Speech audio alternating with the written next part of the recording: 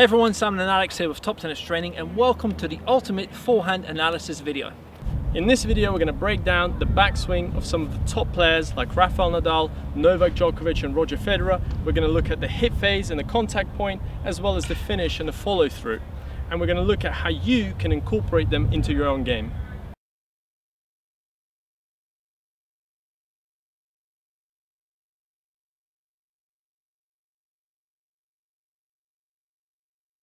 Now we can analyze a lot of the top players. You can look at Wawrinka's forehand, Djokovic's, Federer's. They all have different swings, but one thing that they all share is that initial unit turn. So at the very start of the swing, that upper body coil, and that's storing energy in the trunk muscles.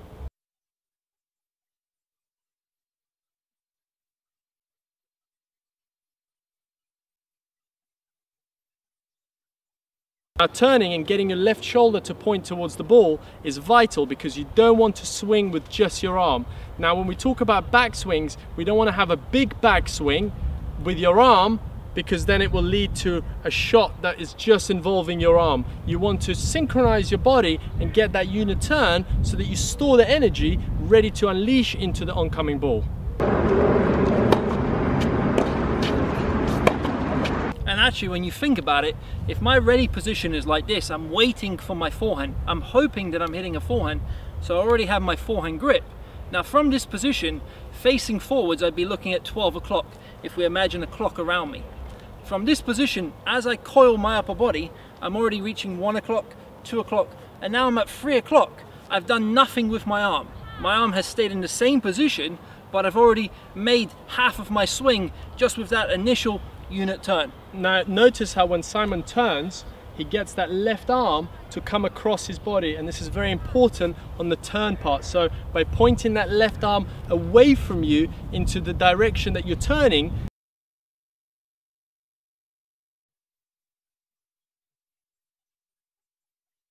actually will help you turn your body. So make sure that you're holding on to the racket, getting that racket to the side, and this will actually naturally turn your body. Now some players will hold the throat of the racket like this.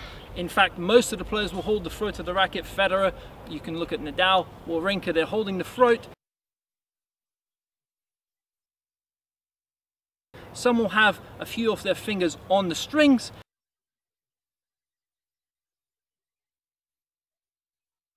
And other players like Tomas Berdych, he'll have his hand on the grip.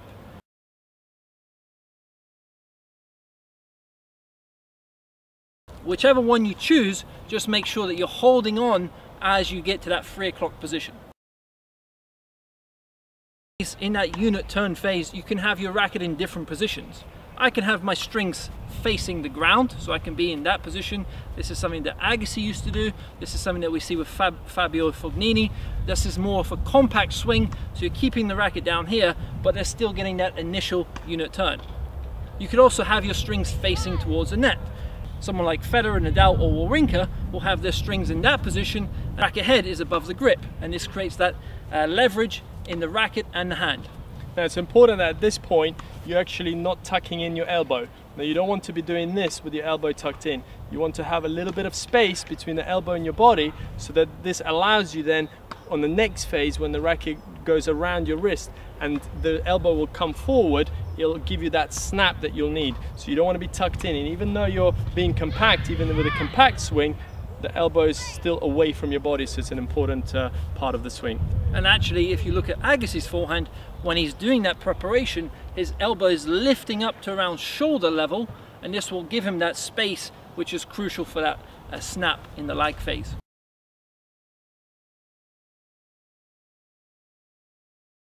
Now if you think about keeping the racket face down, it's very difficult to keep it down and take the racket back. It's a lot easier if you have the elbow up to keep it. It almost helps you to put the racket face down to lift the elbow. The more the elbow is tucked in, the more the racket's open, and we see a lot of players kind of getting that kind of forehand and then struggling to control the ball, struggling to get topspin because they haven't got the elbow. But however you do it, that elbow is still away from your body. Now during this phase, you could also play around and experiment with what works better with you. Some players will prefer having their wrist in that neutral position, so it's not flexed in either direction, it's in that neutral phase, and then they'll snap the wrist or they'll have that racket lag, and that's where the wrist will then lock back.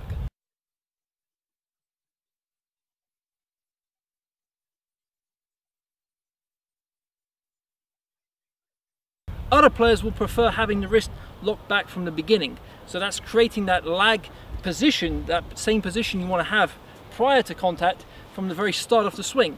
So in my actual forehand, I start with my wrist locked back slightly, and this allows me to have that lag in a much easier way.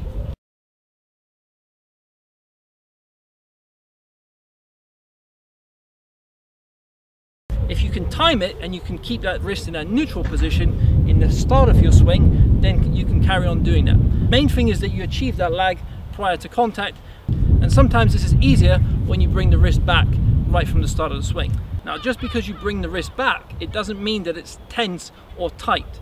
You can do this simply by lifting the racket head and by holding the throat with that left hand. Now, if I take my left hand off, now I have to hold that position. Now the forearm muscles become tight. But by holding this left hand, it's completely relaxed. My wrist is locked back, but I haven't forced it. I'm very loose in that position. There's no tension in the forearm muscles, and this is exactly what we want on our forehand. If you tense that muscle, if you tense that arm here, you're going to struggle to generate power. The players that generate a lot of power are the ones that have a lot of snap at the ball. So however you get the snap, even if you hold this racket back, I'm still not tensing here, because this tense arm, it becomes a slow arm. I want to have a relaxed arm that even though the racket's back, it's still got the snap ability to at the ball, so that I can generate easy power, easy topspin, and hit a big forehand. Now we're going to cover the size of the swing and where you actually get your racket into that back position. Now, different players have different sizes of swings. So someone like a Del Potro would be like an extreme example of a very big swing.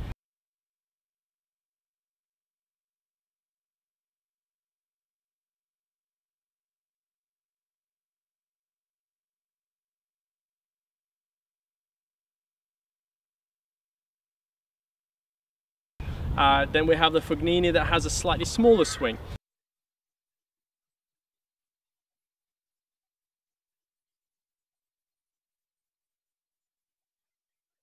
There are benefits but also disadvantages to both of those swings. Now, the bigger the swing, obviously the more time you need to have on the ball. If you're playing on fast courts, it becomes very difficult. If your game is based on running and chasing balls down, you're going to struggle with a big swing because you're going to be constantly late on the ball. If you have a big game, like a big serve, where you can get the first hit on the ball every time, and the ball is coming at you a little bit slower where you have time, you can afford to have a slightly bigger swing. But the best swings are obviously somewhere in between, someone like a Federer.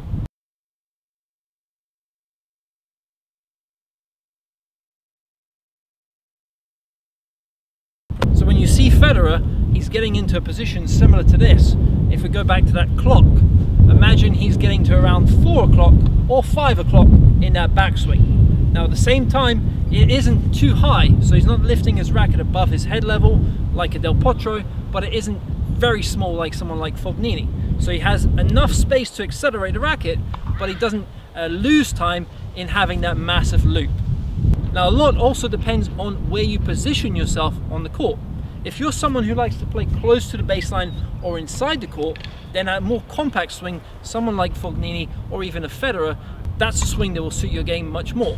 If you're someone who likes to play very far back in the court, 6 or 8 feet behind the baseline, you play on slower courts like slow clay courts or on those higher bouncing hard courts, you have time to then have a bigger loop, someone like a Del Potro.